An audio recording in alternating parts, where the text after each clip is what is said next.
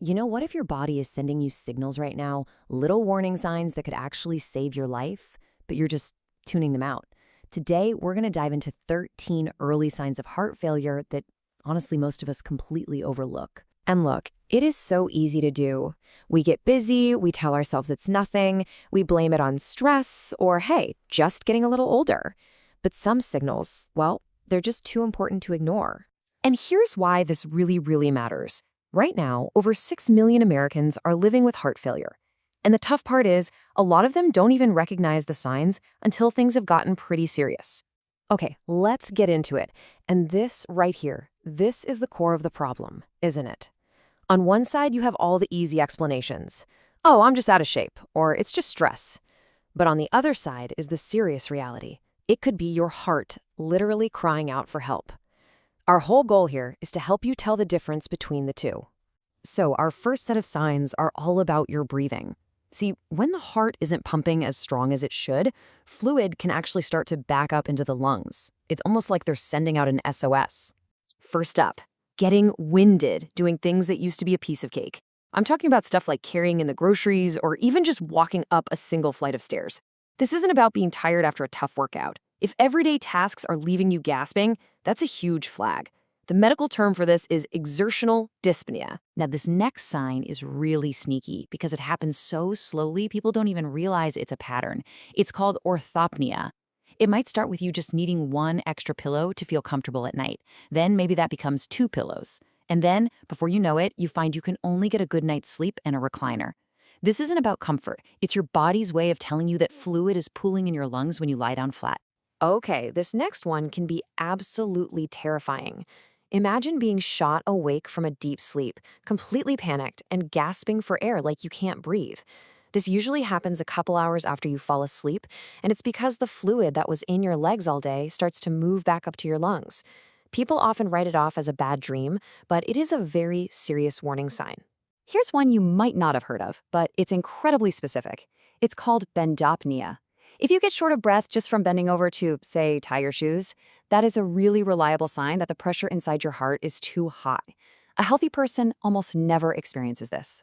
All right, let's move on to our next category. A struggling heart can mess with your kidneys too, causing them to hold on to salt and water. And this leads to some of the most visible, telltale signs of heart failure. So what does this fluid buildup actually look like? Well, you're going to want to check for swelling in both legs, your feet, or your ankles, and it usually gets worse as the day goes on.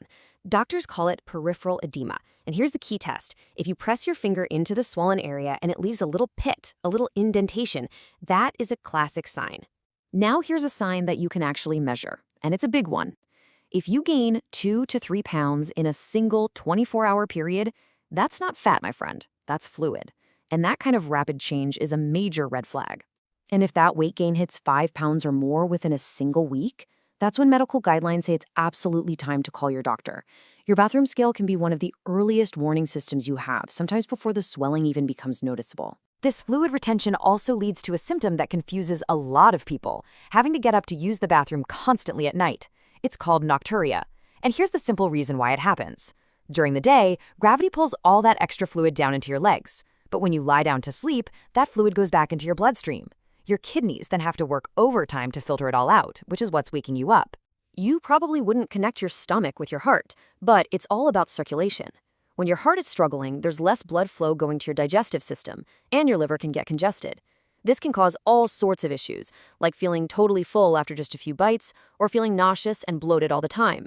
All right, our last category of symptoms gets right to the heart's main job, pumping blood. Think of your heart as the body's engine. When that engine is weak, you feel the effects everywhere, from your brain all the way down to your fingertips. Look, we all get tired, but the fatigue that comes with heart failure, it's profound. It's been described as not ordinary tiredness that improves with rest, it's a persistent exhaustion. This happens because your muscles and organs just aren't getting the oxygen-rich blood they desperately need. Things you used to love doing can feel completely impossible. When the heart muscle weakens, it can start to beat irregularly. This can feel like a fluttering in your chest, a pounding, or like your heart is skipping beats. It's this really unsettling feeling that your heart's rhythm is just off. And you often notice it more when you're just sitting quietly.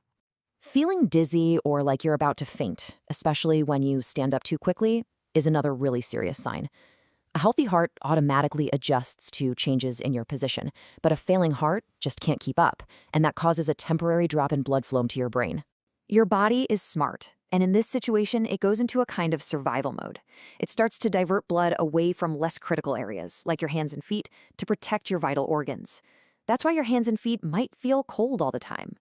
There's also a clinical measurement for this, a narrow pulse pressure. That's just the difference between the top and bottom numbers on your blood pressure reading. If it's less than 40, it could mean the heart isn't pumping with enough force. So, we've gone through a lot of signs. What's the big takeaway here? It's not about panicking over one single symptom. It's about learning to recognize a pattern, about connecting the dots.